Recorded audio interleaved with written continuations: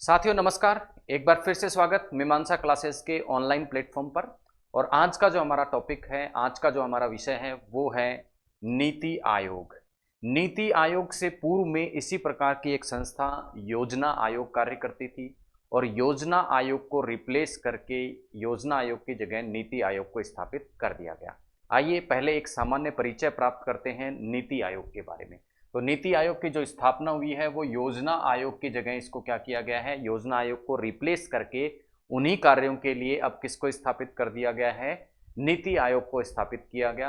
अब नीति आयोग की जो स्थापना होती है वो सरकार के एक कार्यकारी आदेश एग्जीक्यूटिव ऑर्डर के द्वारा इसकी स्थापना होती है।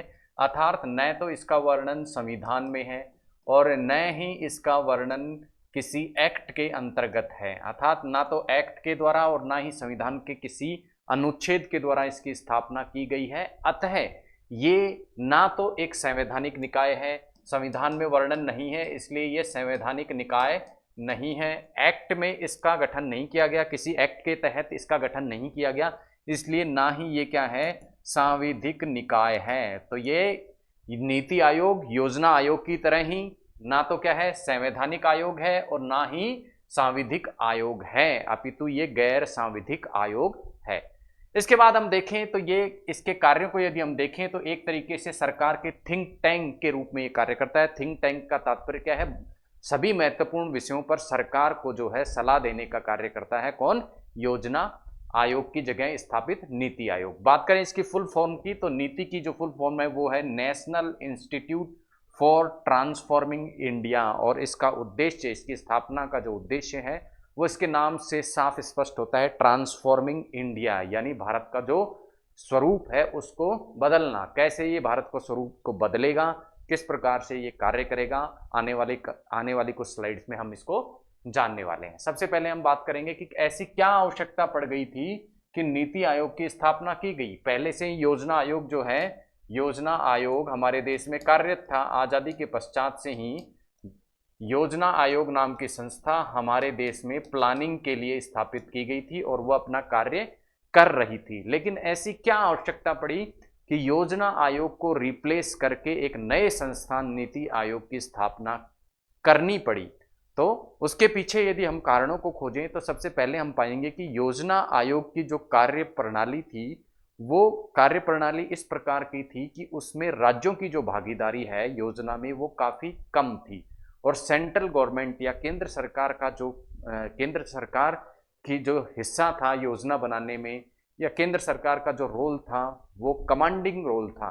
तो इस चीज़ को बदलने के लिए और कोऑपरेटिव फेडरलिज्म की तरफ जाने के लिए, कोऑपरेटिव फेडरलिज्म मतलब सहकारी संघवाद। सहकारी संघवाद का तात्पर्य है राज्यों को शक्ति में अधिक हिस्सा देना या राज्यों की सलाह को माना जाना। ये सब किसके अंतर्गत आता है? सहकारी संघवाद। तो सहकारी संघवाद या कोऑपरेटिव फेडरलिज्म की तरफ बढ़ने के लिए योजना आयोग की जगह नीति आयोग की स्थापना की आवश्यकता महसूस हुई। तो पहला कारण था कि राज्यों की जो सहभागिता है योजना निर्माण में उसको बढ़ाने के लिए, उसको सुनिश्चित करने के लिए नीति आयोग की स्थापना की गई। और जैसा मैंने आपको बताया, पहले योजना आयोग की जो कार्य प्रणाली थी वो किस प्रकार की कार्य प्रणाली थी? Command and control approach. Command and control approach का तात्पर्य है कि योजना आयोग द्वारा या केंद्र सरकार के द्वारा क्या किए जाते थे? निर्देश प्रदान किए जाते थे और उन निर्देशों की केवल पालना करनी होती थी राज्यों को। राज्यों का प्लानिंग में किसी प्रकार का रोल नहीं था, केवल योजना आयोग द्वारा दिए गए निर्देशों का वो पालन करते थे और उसी हिसाब से अपनी योजनाओं को क्या करते थे? संचालित करते थे। तो ये प्रणाली थी कमांड एंड कंट्रोल प्रणाली। उस प्रणाली को किसमें परिवर्तित करना था सरकार को? कोलैबोरेटिव अप्रोच में, साझेदारी प्रणाली में। अर्थात साझेदारी या सहयोगिता प्रणाली में। अर्थात राज्यों की भी क्या सुनी जाए, राज्यों की बात भी सुनी जाए, जब प्लानिंग की जाए उस समय राज्यों की बात भी सुनी जाए। तो इस प्रकार से कमांड एंड कंट्रोल अप्रोच को कोलैबोरेटिव अप्रोच में बदलने के लिए योजना आयोग की जगह क्या लाया गया? नीति आयोग।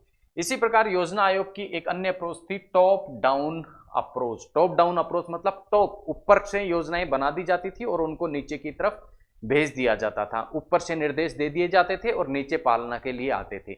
लेकिन उसको किस में बदलना था? बॉटम अप अप्रोच में। बॉटम अप अप्रोच मतलब राज्य है, नीचे बॉटम में कौन? राज्य है, और राज्य से नीचे क्या है? स्थानीय स्वशासन की जो संस्थाएं हैं उनको भी प्लानिंग में इन्वॉल्व किया जाए, और प्लानिंग कैसे चले? बॉटम अप अप्रोच के माध्यम से चले, नीचे वालों की सुनी जाए, फिर ऊपर वाला नीचे वालों की सुन के क्या बनाए? प्लान बनाए, तो उसे क्या कह देंगे हम? Bottom up approach.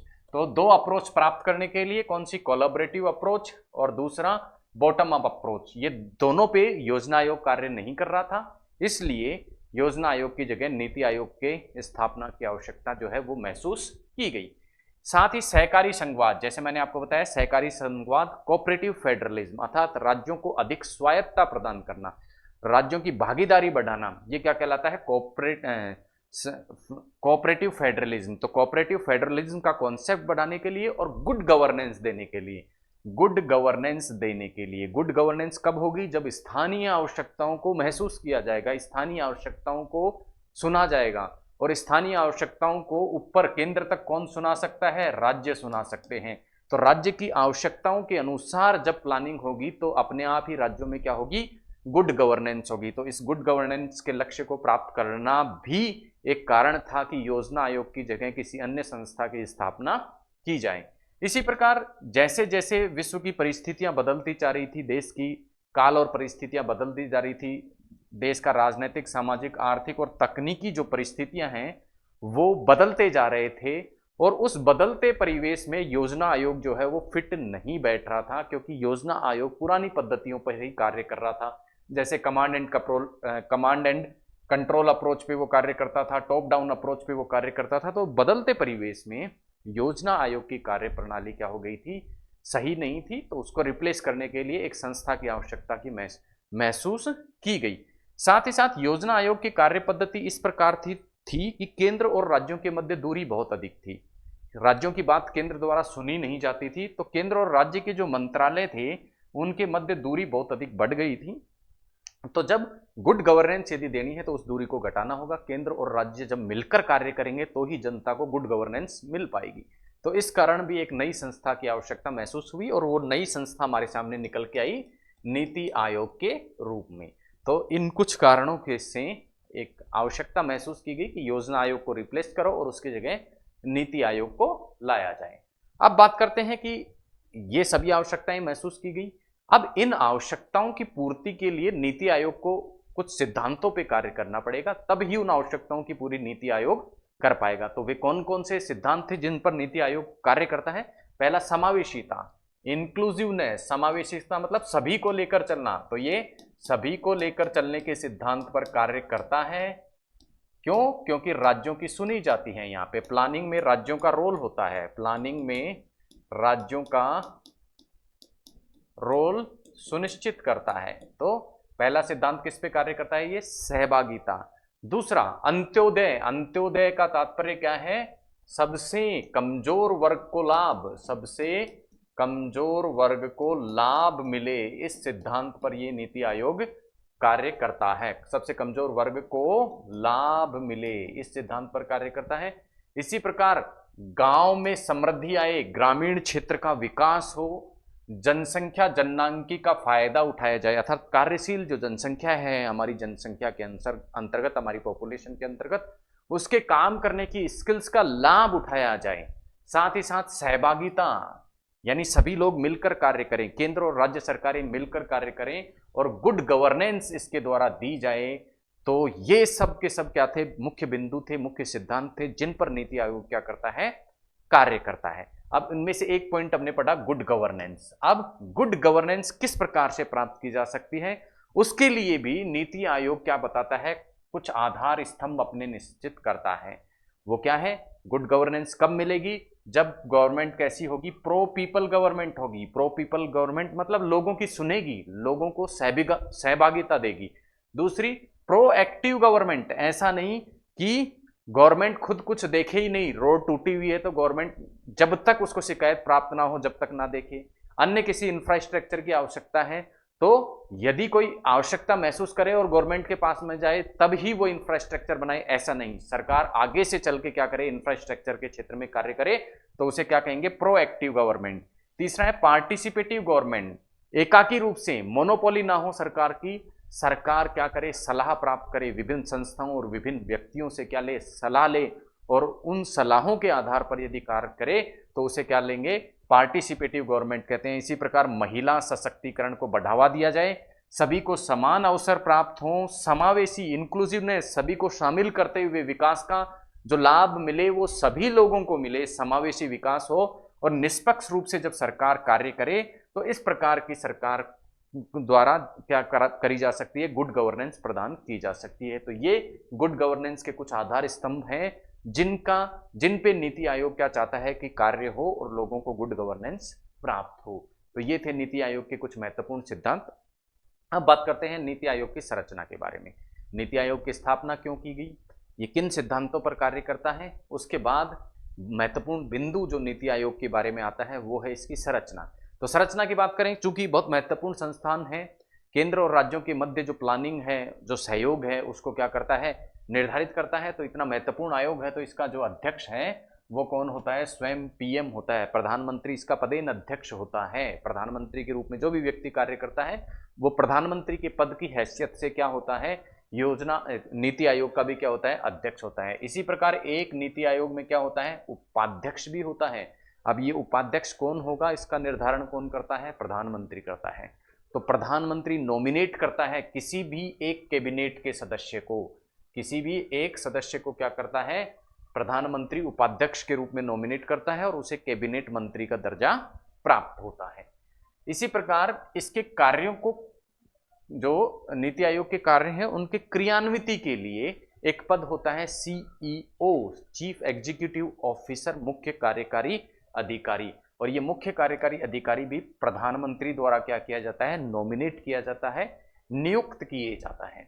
इसके अलावा 4 पदेन सदस्य भी किसके अंतर्गत होते हैं, नीति आयोग के अंतर्गत होते हैं। और ये 4 पदेन सदस्य किसमें से होते हैं, मंत्री परिषद में से कोई ना कोई 4 मंत्री ही होते हैं, और वो चारों मंत्री प्रधानमंत्री द्वारा क्या किए जाते हैं, नॉमिनेट किए जाते हैं। क्या किए जाते हैं, नॉमिनेट किए जाते हैं। इसी प्रकार कुछ पूर्णकालिक सदस्य भी होते हैं, और इन पूर्णकालिक सदस्यों को राज्य मंत्री का जो दर्जा है वो प्राप्त होता है।